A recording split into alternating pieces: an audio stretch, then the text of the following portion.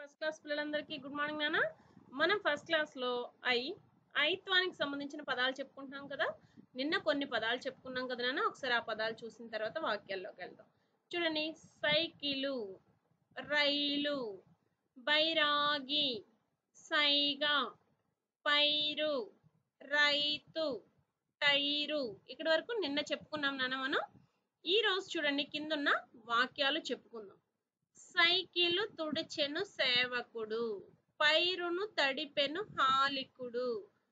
Cycle cycle తుడిచెను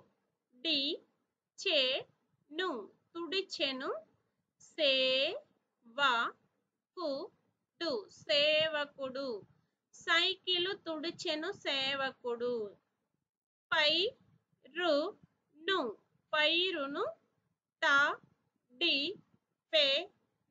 తడిపెను హాలికుడు.